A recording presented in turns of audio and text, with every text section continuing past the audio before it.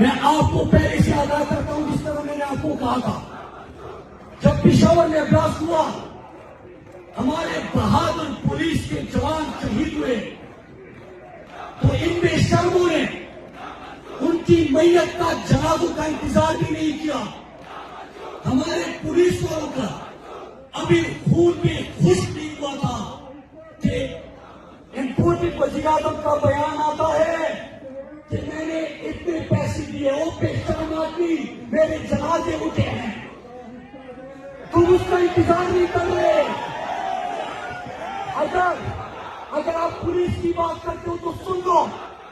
मेरे खैबर पख्तूनख्वा के वो बहादुर पुलिस है जो फ्रंट लाइन पे लड़ते हैं और मेरे लोग उनको खिराज तहसील पेश करते हैं। मैं